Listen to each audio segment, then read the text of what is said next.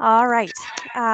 So on behalf of Durham Farm Fresh and our partners at Durham Region Economic Development, Stacy and Allison, sorry, who are on the call, I'd like to welcome you and thank you for joining us. I'm just going to hand it over to Rob, the chair of Durham Farm Fresh, for a minute to say a quick couple words. So.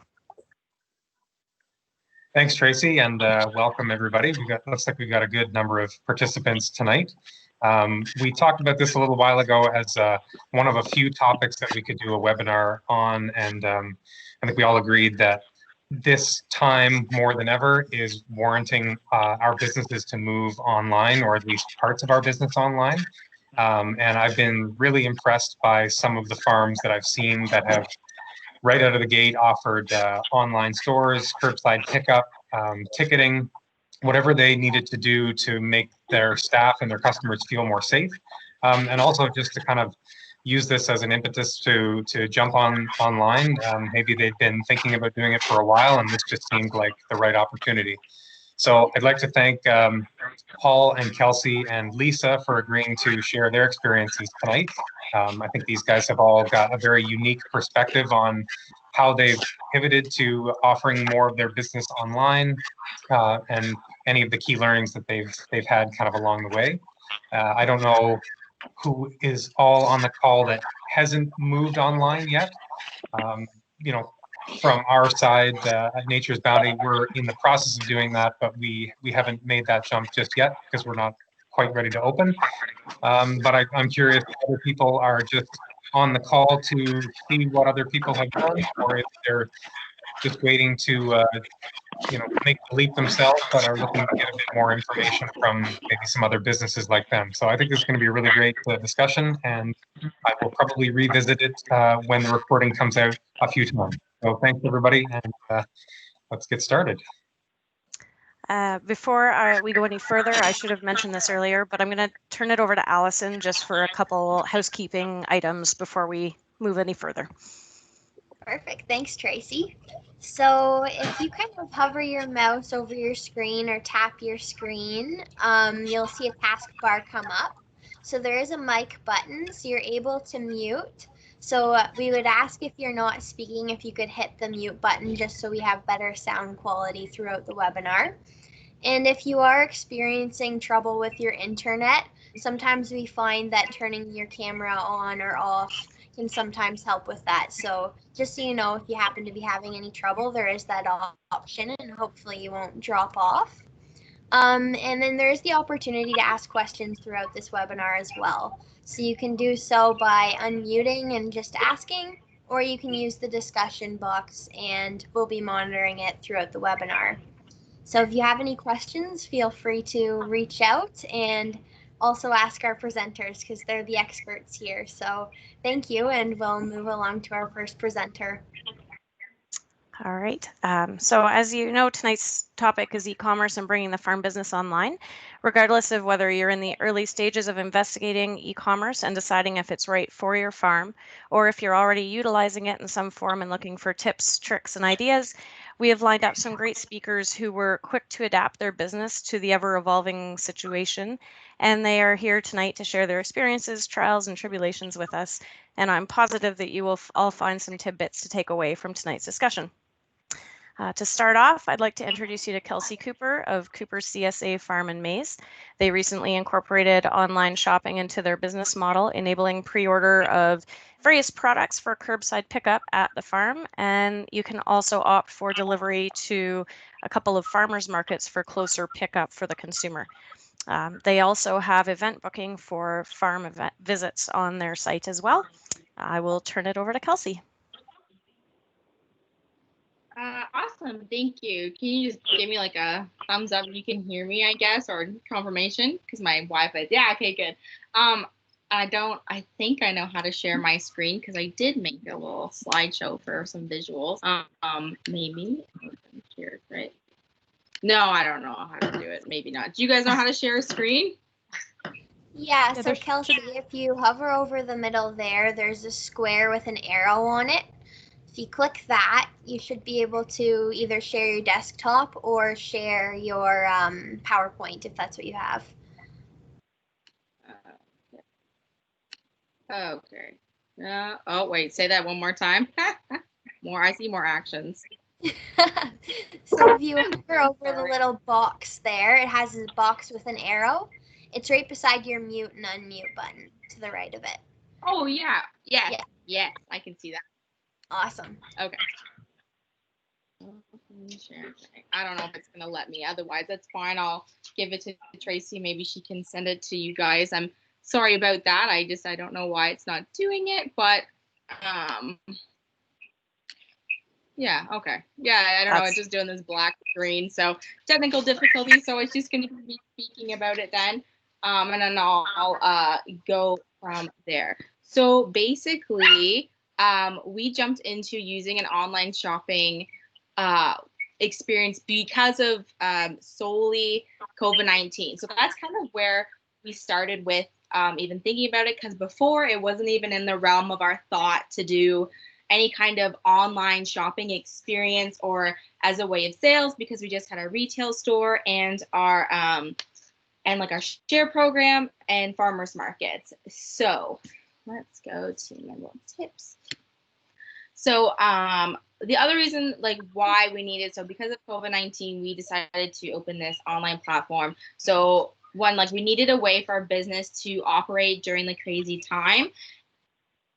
And everywhere basically said like everything was going online, you had to shop online. So basically we were like, I guess we're kind of going to follow this trend because it looks like that's kind of how it's going to have to be. And we also needed a way to keep our staff and our customers safe while still being able to facilitate our daily business. That was really important. So that's kind of where our whole starting point for going to an online sales platform began. So what platform we chose and why we chose it? We went with the popular Square POS system. The reason why Square, if you didn't know, it's a relatively new-ish company. It's great for small businesses. You see it everywhere. It's a little white tablet. It seems to actually work really well on rural internet, so that's also one of the reasons why we went with it. The big reason we went with it for an online platform offering is because we were already using it. We were using it for our point of sales system in our actual retail store. And we were enjoying it very much, and it was working really well for us. It was relatively affordable and had all these good things to it. And then when, COVID-19 hit, I guess they decided to open up their more offerings, and they offered an online store platform to create it, and it would link with your Square POS system in your store. So that just kind of came up right at the perfect time. So that's kind of why we jumped on that. We were also, we were pretty pressed for time when it came to choosing platforms as well, because everything happened so fast and we kind of needed to get on like an online shopping thing within a span of 7 days, basically. So we did look at a whole bunch of other options when it came to choosing a platform. Lots had a ton of things to offer.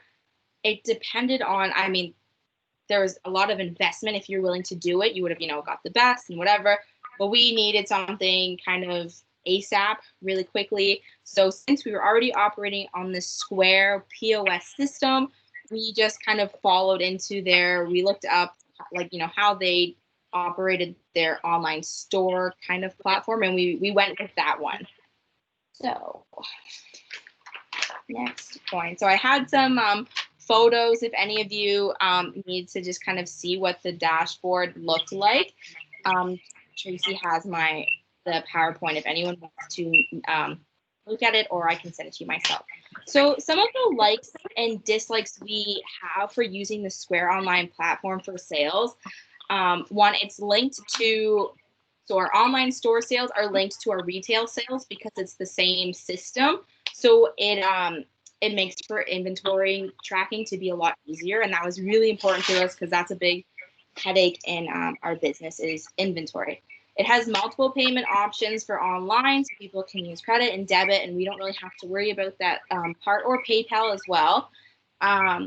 It's easy to design their online store, and the whole website is very user-friendly and easy to navigate, which is really important because we had to do this in a span of 3 days when we started. If you were doing it now in a more relaxed kind of situation, it's a nice thing to play with because it is really easy. They make it user friendly, help you pretty much walk through it. Lots of tips on how to make your online store look nice and user friendly, and how your customers will be able to navigate it and use it well. It's a generally inexpensive system to use. It has a free app. The download desktop is free as well. It's only has it's basically you're paying fees to use like the credit card processing system. Basically, is all you're really paying for. To actually sign up, I think your cost is really a domain name and a yearly subscription. So it's generally pretty affordable, which was really nice as well, especially for small businesses who are maybe just kind of looking at it, getting into online sales. It has a great sales dashboard, and what I mean by that is when you log on to your account, you can see all of your sales reports, trends, customers, orders. So when customers place orders on your screen, on your website, it has a very nice system where you can go and see all the orders and export them, and that's very nice as well. So again, made tracking sales a lot easier too, because I know before we had that very big long white ribbon that printed out all of our sales items, and we didn't track that very well. That was a very long piece of paper. So that definitely made things a lot cleaner and easier to use. Yes. So dislikes of using the Square online platform for sales is that, and I know with others as well, it's fairly limited to what you can do when it comes to settings. So being like a farm business, it's very like not a rigid sales, there's kind of a whole bunch of different things going on. And the Square platform, it's very basic as in to make it easy for all different types of businesses to use. So sometimes it's very frustrating because we can't kind of tailor it to what would work best for us. So we had to be really creative with the platform settings to make it work for how we needed it. An example on our site is being able to do passes for our fall time and events.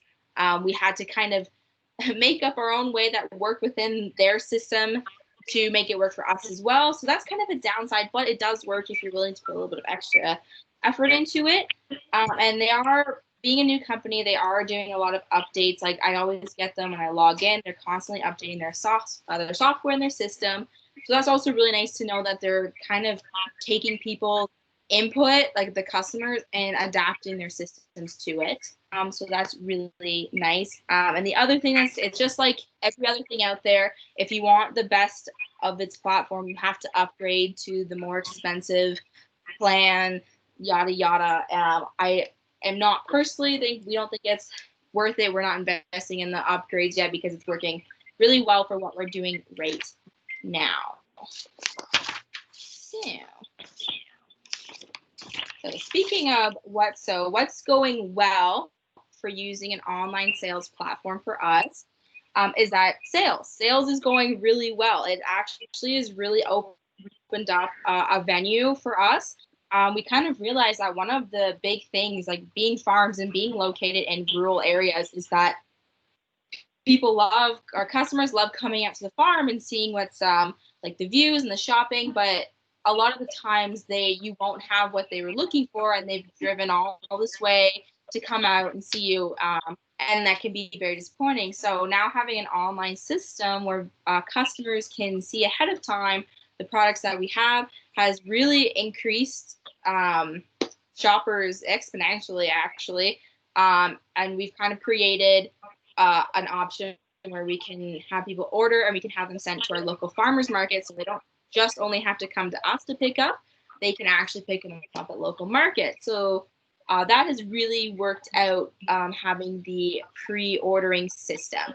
Packing orders is also going really well.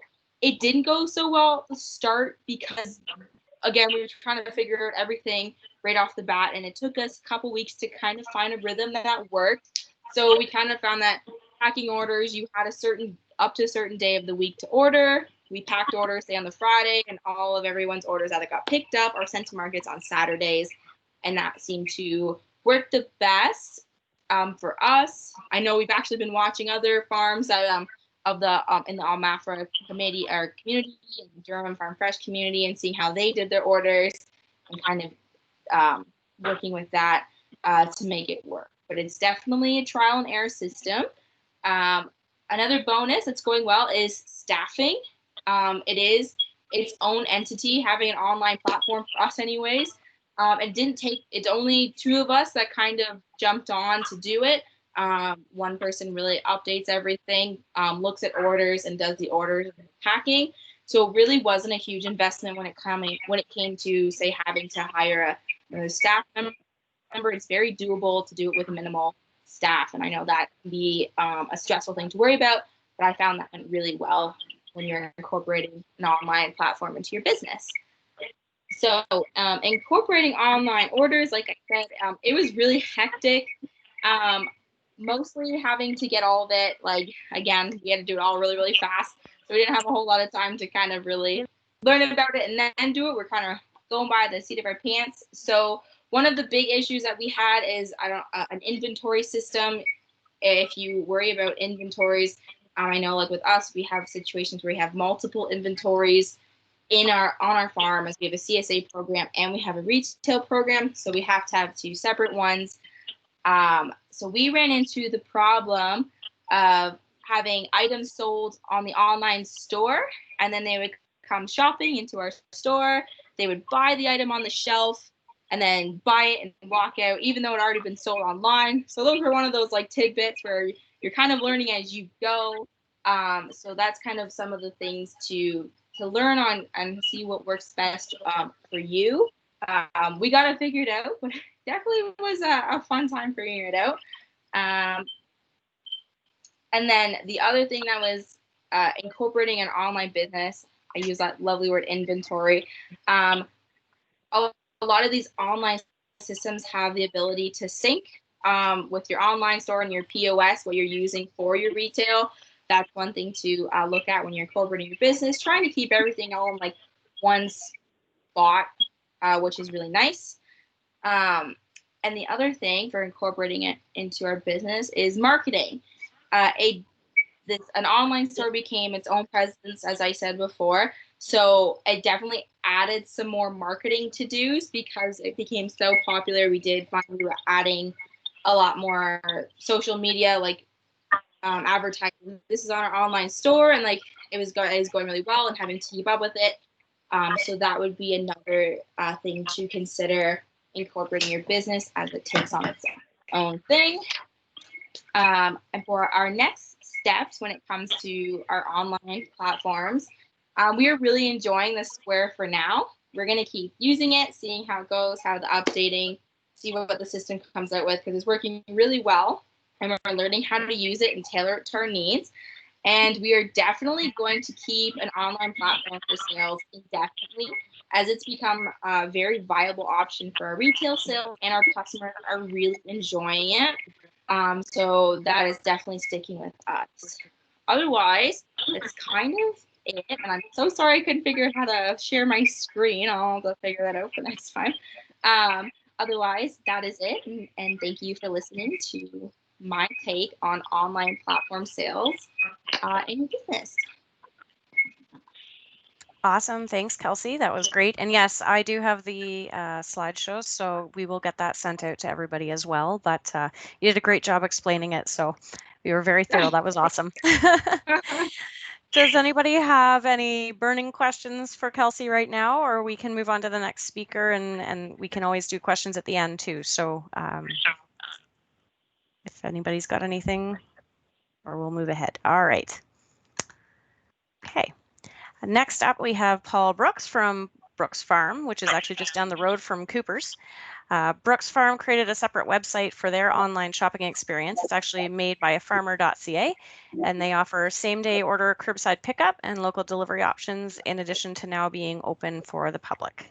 Take it away, Paul. Okay, hi everybody. Yeah, so I guess March 14th was the day that things got kind of hectic for us. were open for maple syrup season, but then suddenly everything had to close, and we went into relatively panic mode. You know, what we're going to do, we're going to miss Easter, we're going to miss all these sales for maple syrup. And so about 3 or 4 days into that, we decided to go on GoDaddy and get a website organized. So we bought madebyafarmer.com, and that's a brand we've been using already for our baked goods and a lot of our different supplies. And so that was a natural fit. And then Kelly took about, I guess, 3 days to get the initial website built. And once that was complete, I'm going to see if I can share my screen. I got the website pulled up here. Oh, I hit the wrong button too quick, but let me do this. So share here. I think that says share. And then, oh, that was up. Now, can you see the website that come up? Can you see that all, or is that working or Hasn't come not? up yet, Paul. Not yet. Okay. No. Okay, let me just see. I've never done this before either. So it's your entire screen. Yes. Maybe it's not working. But when you have a chance, you can go on. I just thought I could share it. I was No, trying to it's practice popped it up while I now. was, oh, it has? Yep. Yeah. Okay. So yeah, this is the screen here. This is like the opening page. Actually, no, I don't think the opening page. I think it's the second page. Or, but you can see, like, some of the things we had really bad challenges with was getting, first of all, communicating to the customer and making sure that they understood that, you know, we were open for business and we were going to do our best to accommodate their needs and such. The website launched, and right away we found that there was a few little hiccups. Like, one of the main was that we couldn't process orders ahead of time. Like, people couldn't order ahead of time. That's why we did same day orders. So oftentimes people get on like 4 o'clock in the morning and they make an order, and that's perfectly fine. But we weren't just taking them, I want it Tuesday, so I want it Wednesday, I want it we didn't do it that way because we, like Kelsey was saying, it's very difficult to have the inventory available when needed and such, right? So, I went back to that screen, sorry. And if we kept it on the same day, that would allow us to make sure that we had the product in stock and at least per day. And then we updated our inventory as we went along, and we had the access to the backside of the website to let the customer, let us make sure that we, you know, have the proper amount on hand in the store, and that we could pack it safely and get things going. So that lasted, and we started for a few weeks. And yes, we made a bunch of changes that were required. It was a learning curve that was, you know, that had to be overcome to get to the stage we're at now. And yeah, ironed out a bunch of the bugs, and eventually was thriving. Kelty was using the Square platform. This is a website through, as I say, it's I don't actually think it's GoDaddy. I said the wrong name. I just can't remember this right off the top of my head. But as I say, Kelly was the one who was dealing most of the creation of it, right? So the next part of it was that, yeah, we use PayPal, and PayPal would allow us to we just got a PayPal account. We always had one. The customers were using it already to buy passes for events and certain things like that. So we just transitioned the payment options to there.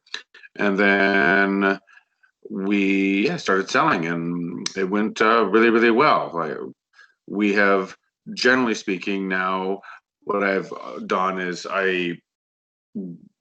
great days we have up to like $3,000 or $4,000 a day. Right now we are doing around 300 to 500. It definitely has changed now that we're open and more stores are open. I think the biggest part of our maybe let's go back here.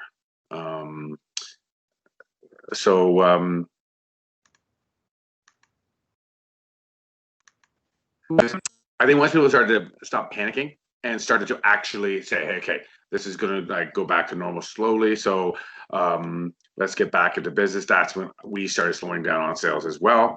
So what we're going to do, we're going to do a big promo coming up the next few days to help remind customers that yes, we still have an online platform. We're still doing curbside to encourage them. We're actually going to like sweeten the deal with passes to the farm. For everybody who spends a certain amount, we're giving them a free pass to come to enjoy with their family. If they spend more, they get another pass. And so we're going to make that another little taste of trying to help sweeten the deal, because it does work really well for the staff that they can prep all these products and get things organized and out to them in a quick and safe fashion. And it really, really thrived, I say, for the first 6 weeks. And it was just awesome to get some revenue coming back in, because we all know spring is expensive on the farm. And it's certainly nice. Like, that's one of the reasons why we built maple syrup in Easter, because it would get us over that hump where the long winter. So if we can shorten that time frame, plus be a successful spring, we'd have our nest egg to get the seed in the ground and all the plants that we needed and the fertilizers, of course, and all those things, right? So this was a very awesome way to generate some income. And then, as I say, things have normalized slightly, so things are going back to normal a bit, but we're going to encourage people to continue on this online platform and buying, and we'll see how it goes. We may not even close this winter. We're not 100% sure on that one. I hired a new store manager last year, and he is absolutely gung-ho on going like around the clock and getting our staff, keeping them going. And so this will determine that as needed. A few, as I say, there's a lot of hiccups involved. Like just as Kelsey was saying, it's hard to just start something off when you're not really used to or accustomed to it. So I'm certainly hoping that if you are thinking about going along these lines in the future, it is nice to have people like know what's going on in the store, know what's happening, keep the communication, extend that communication. And especially during a challenging time like COVID, people really did want to keep connecting and did want a conversation that involved their local farms and the people who they we all care about our customers and care about our staff. So this is a way to keep those things moving. We'd hired 2 new people, and 3 actually. We had to lay off one of them because her skill set couldn't adapt. But we have 2 new awesome employees, and their fields are actually accounting and paperwork and that kind of stuff. But they've adapted to fill in another role here. They're going back to their regular what we hired them for now. But it was a really fascinating way to keep people busy, and they wanted to work. And we just said, let's just limit the people in the store by only us. So the bubble was very, very tight. And luckily no one got sick. And we were able to, and again, we call it bleeding slowly. We're not thriving yet, but it's certainly between like some of the help from the province and the federal government that certainly has helped us keep going. And now that we're open relatively as per usual, the only challenge there is that we keep an online supply at a certain threshold so that people don't get they don't miss out on what we do have. There's a lot more options now, of course. I was just going over like Cooper's CSA website while Kelsey was speaking, and I could see she's had a challenge too, where there's a lot of stuff sold out, and that's the hard thing, keep things in stock, especially when we were panic buying. That was when I was like the most anxious about the whole thing. So but yeah, that's kind of our take on it. And I've been, one of the things I kept on saying to all my colleagues and my friends during this whole process was like, basically the question was COVID good or COVID bad? And yes, there's been mortalities and all this stuff. And yes, it's been challenging that way, but I don't think COVID was bad for us. And in terms of the business and in terms of recentering our ideas, refocusing on what's valuable and important, And, I know this is slightly off topic, but just in terms of like the time with my family and time with the kids and time, it was like unprecedented for a farmer to be able to have that quality time with them. They're 9 and 8 and never going to be any younger. And so this is one of the things that we adapted, but I don't think I'm ever going to go back to what we used to do either. I'm not entertaining this fall. I decided that I could take a break from that, and there's simple justifications for that all the way around.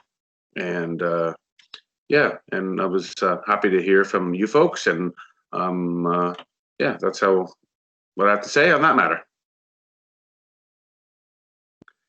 Thank you, Paul. That was fantastic. It's great to get different input from different people and their experiences.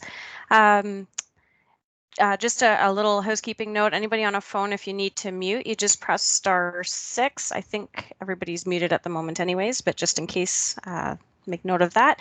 And we will move on to our final speaker, Lisa Mulders of Link Greenhouse and Jason King, who manages the online presence for the greenhouse. During this time of social distancing, Link Greenhouses incorporated online shopping with curbside pickup as a way to serve their customers.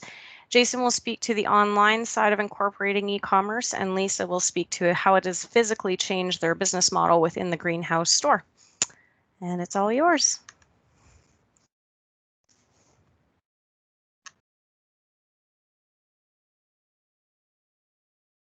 If they're there. I think you might be on mute, Lisa and Jason. So if you hit *6, hopefully you'll be able to speak and have us all hear you. Okay, is Jason there? I can Hello? hear you, Lisa. I'm not sure about Jason yet. He would be on a video thing. I'm not so techie. Hence the reason he does my website. Is Jason on?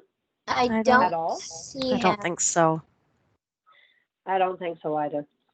So I'm just going to go ahead then because he'll jump in and interrupt me if he's there. So I don't know the whole techie side of it, but I will give you my thought and as much as I can on Jason's side of it. Jason created our website probably, 10 years ago. And he's been a big advocate for us because, again, I'm not the techie person and I didn't want to get into all of this. Although social media, Facebook, we do, and Jason does, and it has been very, very good for us socially to get our name out there. So moving forward to this year, to our fantastic COVID year, we actually had been open for a week and a half with sales in the greenhouse because we have our tomatoes and cucumbers and lettuce had been started. So, and then any of the root vegetables from last year, we were having people in and it was nice to see everybody. And then COVID hit. And as many of us know, that sort of changed everything. We stayed open. So March 17th, I want to say, is when shit hit the fan. That was a Thursday night because our Mexicans were uptown shopping and everybody was going crazy. So that we knew something was going on, and we had been in touch with our marketing boards and all the rest of that stuff, which probably most of you have as well. And we really hemmed and hawed whether we should have stayed open or not. It came down to me having some nurses in my family, calling them and saying, what do you think? Some of them said stay open, other ones said shut down. So we just took that bullet and we shut down. We put a sign on the door, we are closed. So we stayed closed. I kind of knew I was helping my friends out the back door, by the way, and anyone else I really liked out the back door. I think Coopers were in that, helping them out the back door because they do buy lettuce and products from us anyways throughout. So we kept helping the people out the back door, but of course the social distancing was there and the masks were there and sterilizing and all the rest of that. And I knew I wanted to open for asparagus season, but I didn't know how that was going to happen. Then Jason came along and said, oh, I think we should do this. And I didn't know if I wanted to do online because I'd heard other people who had started it and it was just a big nightmare. So I thought, well, I want to open. So we bit the bullet and we went ahead. So this is where Jason should be kicking in because I have no idea what he did behind the scenes. So we use Shopify. And there were a couple different options, and I did not want people having to pay before they picked up the product, and then I had to come in to make sure they had paid for it. And it just seemed simpler for me to use the debit machine that I had and cash. So we either take debit or the cash, and not as much, although cash is starting to come back, but not as much as I had thought people would do. So that was what we had chosen to do. And we use Shopify. So Jason, again, worked his magic. And I'm sure Shopify would be way better. But unfortunately, we are also closing our stand down the Saturday of Labor Day weekend. So I didn't want to go and forge ahead and spend a great deal of money when I knew in the back of my mind already that I would be closing down in September. I had promised 2 girls a job this summer. One had been with us for 3 years and her friend. So I felt also a little bit obligated to keep them hired and work with them. So when we first started, it was very confusing. People would order. We would get the orders ready, but we didn't have all the kinks worked out. So Jason, through his magic, we did this Shopify, and my one girl, I said, this is your baby, you run with it. So in between her and Jason, and of course myself, sort of in the background more, we did this. And people shop, they pay when they get here, they receive a notification, a confirmation, we've received it, we fill it, within 2 hours it's ready for pickup. Actually, probably within 10 minutes it's ready for pickup, but we said 2 to 4 hours. So again, I wish Jason were here to sort of explain more of what he did and how he worked everything. So I'm going to I was listening to Kelsey and going, I wrote nothing down, but that's okay.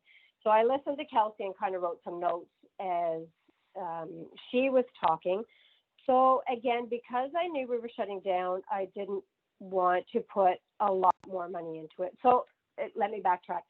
It was amazing. Our sales increased. We had new customers. It was better than I ever imagined it was. So I'm very happy Jason sort of talked me into this. We've always sold our tomatoes, cucumbers, and lettuce. That's always been our thing because that's what we do. We always had, jams and preserves, and we sold so much of that. I couldn't believe how people were thinking, oh, now this is a one-stop shop. I can shop at 12 o'clock at night while Lisa's in bed because I know she'll be up at 4 o'clock getting my order ready. So that was very encouraging to me, and that was encouraging to the 2 girls that I brought on and how busy they were and how they took command and how it all worked. So some of the things that I liked about it was nobody comes in the greenhouse. Now people are really starting to say, well, can't we come in the store? And I'm just, no. And they sort of want to say, well, we can go in too. And I go, well, then that's where you need to go because nobody's coming in. I have to keep my employees safe. I have to keep my Mexicans safe, which we have done. I've got 3 grandchildren that run around here all the time. That's just what we chose to do.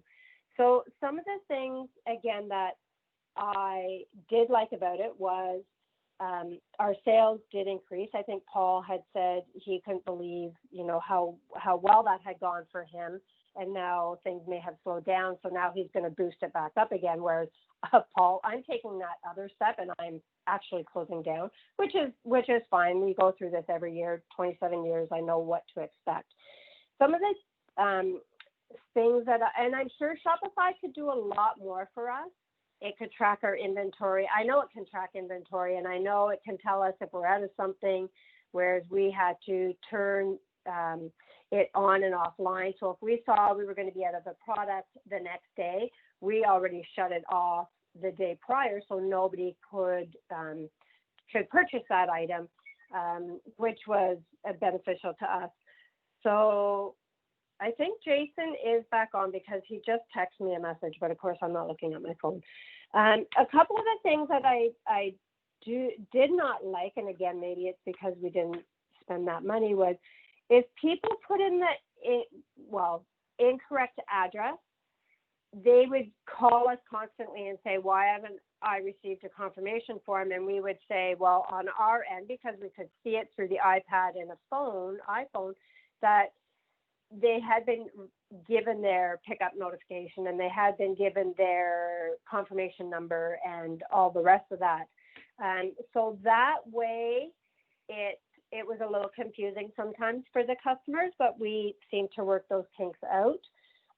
We could never put more to run things on a special. We could only put a single item up on a banner, which of course Jason did for us, or if we were closed, but nobody reads. So July 1st, we were open, but we closed that Saturday because that's what my two girls had decided, and I was fine with that. And people didn't read that. So some people were upset that they didn't get their stuff on the Saturday, but we had made sure everybody was aware of that. So just little things like that. But overall, I was very impressed with it. I do think, depending on what happens next year, I think I will stay with online shopping. Unless things drastically change, I am fine with the online shopping. I'm fine with us getting orders ready and people staying away because nobody sort of knows the chaos that it actually created. And they don't see those things. They just see us come out with a smile on our face and their product and a debit or cash. So in that regard, things were very well. The only other thing about Shopify is because of the way we had done our online ordering is if somebody ordered, but they didn't want to pick up until Friday, as soon as we got that order in, there was nowhere where we could see that, oh, I want this order on Friday. So we would prepare it and just shove it in the cooler every night and bring it out. And then, sometimes having to replace things. But we did let those people know that, if you need to order anything after a certain time is pick up the next day, or if you want to order it for a Friday, then just order it on a Thursday or like a Friday morning. So there were some kinks that we worked out, but those kinks were worked out and everything went really well. So again, I wish Jason were there to explain more the techie side of it. So that's all I have to add to this meeting. Thanks, Lisa. That was great. Even without Jason, you did a great job of explaining how it went. So I will open it up if anybody has any questions for either an individual speaker or just a generic question out to everybody. I do have a question actually on that Square. I think Kelsey said she used it, and I'm sorry, Paul, I don't remember what you said you used. Kelsey, with the ordering, and Paul, with the ordering online that you had, did people prepay and then once you saw that payment come through, you got orders ready? Or was it payment like cash on delivery? So we did a COD. When you arrive and you pick your stuff up is when you pay. Did you find people are leery of that, or that's always worked for you? For me, Yeah. I'm unmuted here. Yes, we prepaid. Everybody prepaid, And when after that we received the money, then we packed the order and we got it organized. It didn't seem to be any issue, and it was all either through like Visa debit or you could use MasterCard, whatever. But one thing I liked from my point of view, when the money was there, I could see and look at each individual order. You can see what they're ordering, how many of it, and then it just started to give you some insight into what the customers were craving and needing, right? And we also filled our shelves with so much more things that we never usually stock that people just wanted Right. desperately, right? So Right. Yeah. that's kind of how we did it. Yep. Okay. For the one we did, because we were kind of hesitant because we wanted to put produce up. So we wanted to, to be able to have like fresh produce and not have them, like order it on Monday and then repack it Monday and then they're picking up on Saturday and all of a sudden their bro's been sitting for instance like Saturday. So so kind of we do have the prepaid. They do it like it just kind of like when you go online shopping at like American Eagle or Amazon, like you prepay so that's just how the system offers it anyways. I don't believe it even gave us the option to have a pay on hand. So no one was hesitant to it at all. I think it was an assumption that since it was an online platform that they were going to pay anyways via credit card, PayPal, just an online method. And then the POS system that we use has a very clean page for orders, and it has an order section, and we get little notifications when a new order comes in, and we'll make all the orders pretty much. We picked one day of the week, so it just was Saturday. We picked Saturday for the orders to go out, and we would make them all Friday just to kind of keep ourselves organized. Also, when you're working with like produce, we thought then at least it's the freshest that day, and then it's going to them the following. So basically, yeah, it worked out really well. Okay.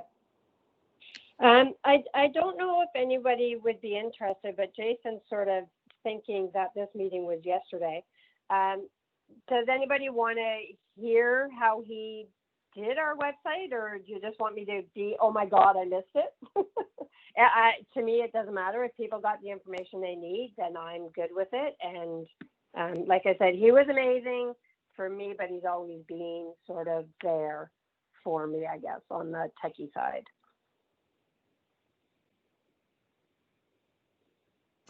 I think you did a pretty good job, Lisa. Oh, right. Yeah. I'll let him know he's fired. Yeah. Okay, perfect. That's good.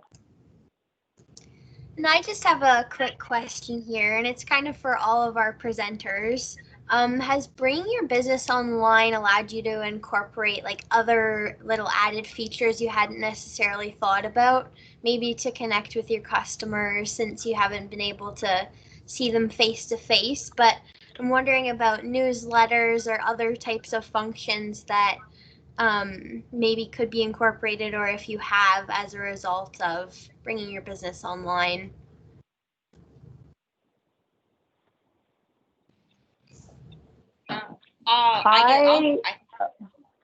Go ahead, Lisa. I'll go after. I was still able to see the customers bringing our stuff out, so we were still able to chat with those people who have been coming for a long time. Like Paul, I do think that there were weeks that I couldn't keep things in stock because just looking at the track record, we didn't need a lot of that last year, so we won't this year. So I find that the people who were coming were buying more. They were very, I personally, I found that, and I don't know if this is what you're asking, the customers and our customers who have been with us a length of time and the new customers were very appreciative and liked to engage in that a little bit of chat, not a lot, but a little bit of chat, because sometimes it was their only time out during the week. So I think it didn't really change anything here. I don't think it didn't make a difference to us. That's personally to our business.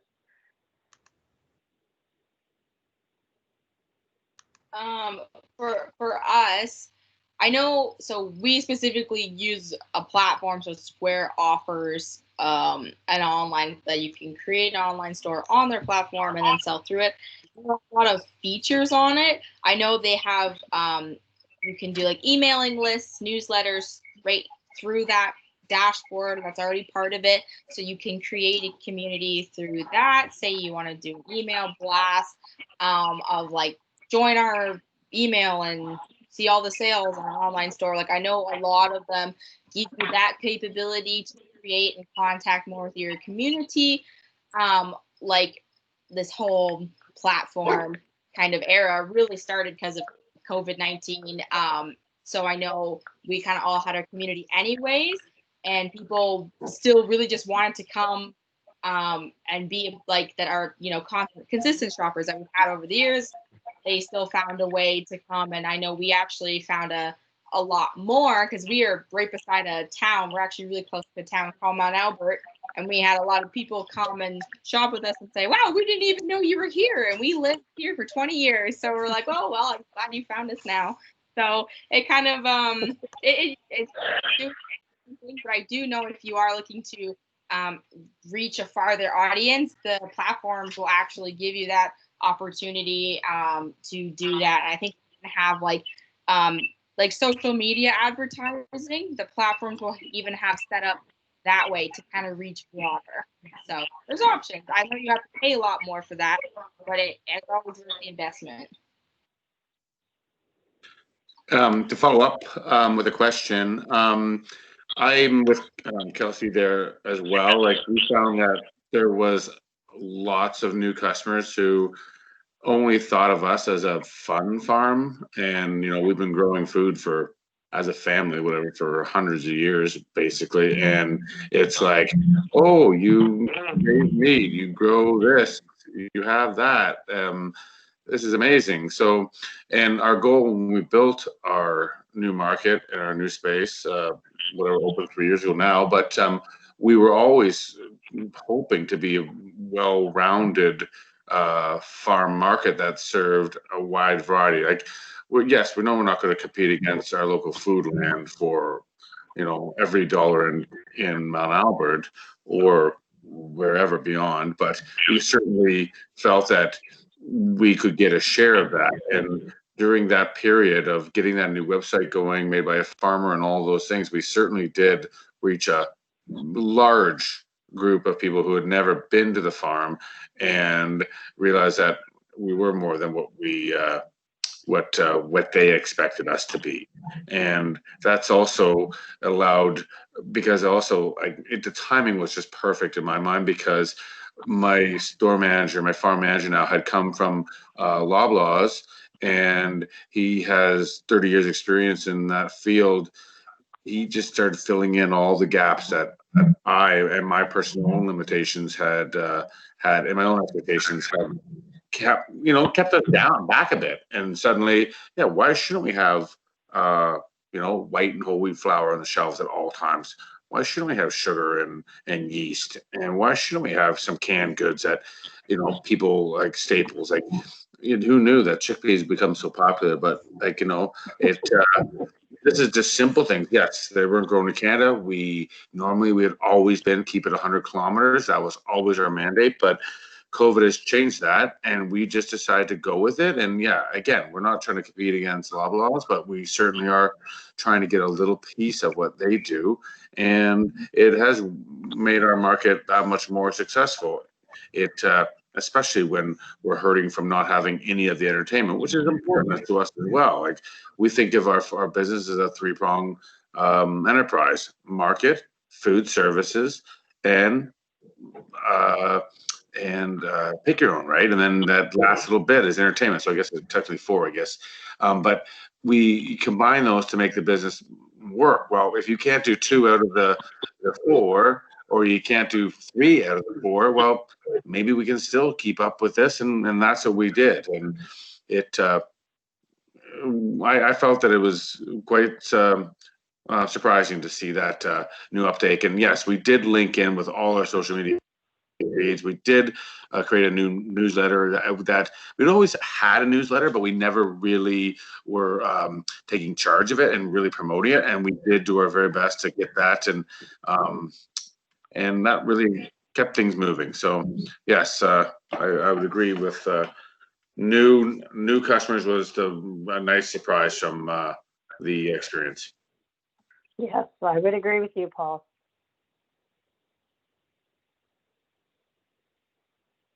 Great. Any other questions? Hi, it's Sandra Bannon. I had a quick question. How did you guys let your customers know about your new online service? I'll answer that because I'd never done online. And I think maybe Kelsey has been doing online with their CSA shares, and I'm not sure about Paul, but for us, it was all new.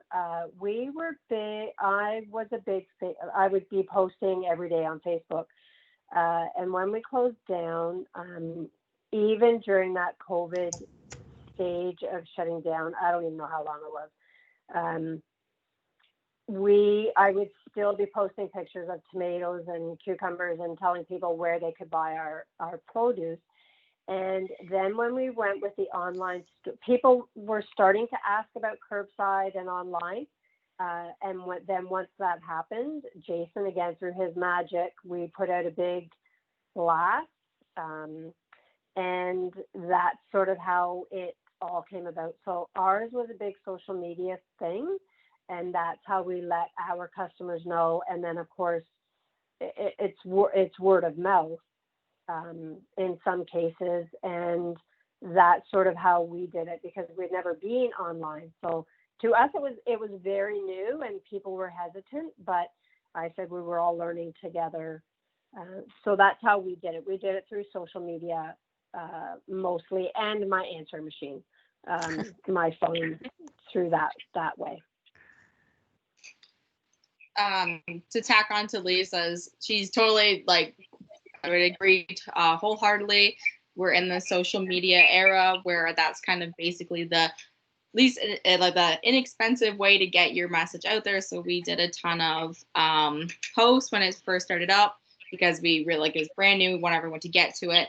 And then when it faded out and, word of mouth happened, we kind of kept it on all of our our websites, on, Instagram, kind of like when you walk through to the checkout aisle, all of the impulse items, we kind of left our link, and in every kind of post, whether it was a generic post like of tomatoes, we would say you could get these tomatoes on our online store, just kind of always keeping it in the background of our posts and on our websites and after the fact. And then, once a week saying you can get this on our online store, kind of we looked into doing, Instagram stories. I know I personally did some for the average Joe training on how to handle social media advertising and looked at that revenue, but that's basically how we got the word out about our online store, was word of mouth and definitely social media. And to follow up on, we're the same way, just the conversation was quite steady up into that process as we were open. We had just opened for 5 days, I guess, for maple syrup season. And so the conversation was going, and yeah, we just kept on pounding this new idea and trying to encourage our customers to be positive and think about what we could do to provide. And then having them interact was also important. We found we kept on saying to our customers through the social media feeds, what else are you looking for? Can you not find things? And of course, the staples kept on coming up over and over again. Yeast was, people were traveling from far and wide to just get yeast, for example, right? Because we had a source, right? And so that's how we communicated. And I felt it was awesome to get that word out, and also people just sharing amongst themselves and getting on the community watch pages and just being one of the, showing the customers that we weren't going to give up and we were going to I said, we kept on telling the same story over and over again. We've been growing through food, through war, through famine, through this, through that, trying our best to keep our families and our local neighborhoods fed. So we're not going to stop now, and this is how we can do it in a positive way to keep you safe and our staff safe. If I can just add to that, I do, Paul, I agree. I remember the whole yeast thing now that you're saying. So all these things are coming back to me because I just, you know, the whole thing has been very exhausting for a lot of us. I do think one of the biggest reasons that we have all succeeded is because we have that knowledge of where our food is grown. But people all of a sudden were forced to eat at home. People had to learn how to cook. And I think that is one of the reasons that we have all done so well, is because now people, they couldn't go to the restaurants. They couldn't go and buy that, you know, well, the frozen pizzas, unfortunately, were the first thing sold out in the grocery stores, I think. But that frozen food, and I think once that sort of initial shock went, oh, we're now going to have to cook at home, I think people then became more interested in the local food and where can I buy local. And even, Paul, you expanded your 100-mile radius, which is great, because it's still, whether it's grown here or grown in Western Ontario or East or wherever, it's still in Ontario. And I think that's what people really wanted. And I think people became very aware of having to cook with fresh product. And that is why I think we as the farmers maybe succeeded during this whole pandemic. Maybe I'm wrong, but I think you will probably all agree that yes, this could be people had to cook at home. You know, people, sure, they came out to your farm for maple syrup, but now they could actually bring it home and had to make their own pancakes or waffles or whatever, and they had your maple syrup to put on it. So I think that helped us all out a lot when people had to cook at home. They were forced to cook at home instead of going out for dinner. That's all. Yep. Very valuable, valid point, actually. So, yeah. I mean, we're all farmers. We all eat at home. Exactly. So, any further questions? I guess that was my other question, is did people find that the buy local movement really helped them during this time as well? Definitely.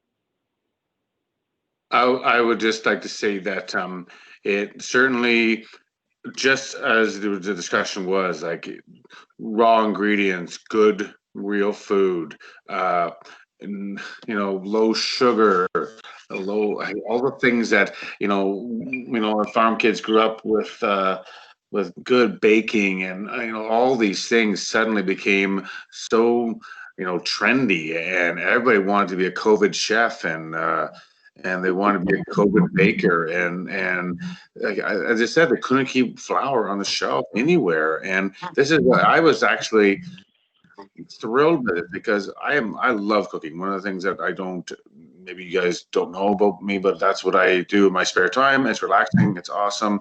Feeding my family, friends. So it was to see other people engaging in it in a positive, amazing way, and using our farm products and beyond that was something to be, I think, it was good to see. And like you said, we speak to my friends, how many people eat out every week? Well, 3 to 4 times, 3 to 4 different meals minimum.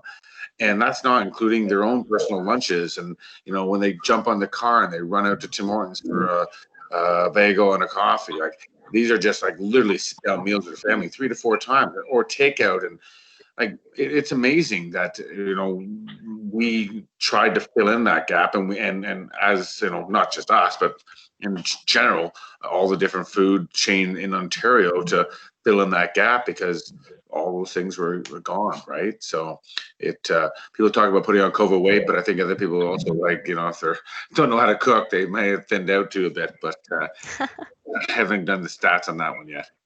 But yeah, that's my little take on that. Yeah, I can't like repeat enough. It's the same thing. I know.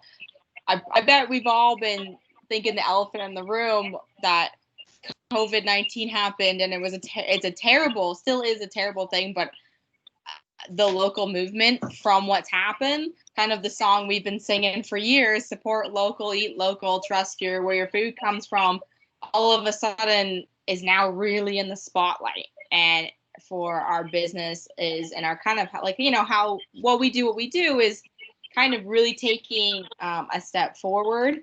And it is okay to take advantage of what's going on, because it's kind of it's like one of those awkward subjects, because you're like, oh, this terrible thing happened, but our business is going forward. So it's like, I know, like what you guys said, everyone's cooking now. Everyone's now kind of taking a chance to step back and say like, oh, where are we going to get our food now that we don't, like, this fast food all of a sudden wasn't available. So yes, I don't need to touch over and over what Lisa and Paul said, because it's what happens. So it's kind of a really good time to be and get going with what we do.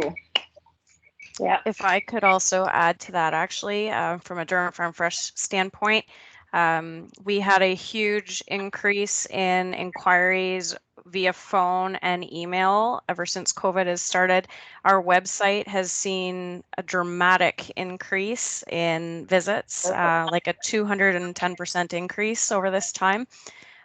So yes, I think that the local food movement has been given a new, I don't know, like it's just grown, and hopefully that continues. So Yep. all right, anything else before we wrap up? Okay, hearing nothing then. I would like to say thank you so much to Kelsey, Paul, and Lisa. We appreciate you taking the time out of your very busy schedules. Your expertise and your openness and willingness to share your experiences with online shopping and e-commerce has been fantastic. We appreciate your thoroughness, and I hope that everybody on here tonight has at least gotten a couple little tidbits that you can take away and apply to your own business. And thank you to all of you as our audience for joining us tonight. We're looking forward to holding more of these types of events in lieu of in person. So if there are any topics that you would like to hear us chat about, or any feedback about tonight's webinar, we would love to hear it. We will follow up in the next couple of days with just a little survey to get your input on this, and I'll send along Kelsey's slides, and if all of the speakers are okay with it, we might share your contact info as well, just so that if anybody has any further questions, they can follow up. Sure. Yeah, I'm good with that. Great. And thank you for asking me personally to speak. I can't speak for everybody else, but thank you, Tracy and Stacy and Allison. And I look forward to meeting Allison and Stacy as well. Yeah, I'm looking forward to actually meeting you all in person as well. It'll be nice. All right, I'm going to hang All right. up. Have a good night, everybody. Thank you, everyone. Have a good night. Bye. Thank you, everyone. Yeah. Bye, guys.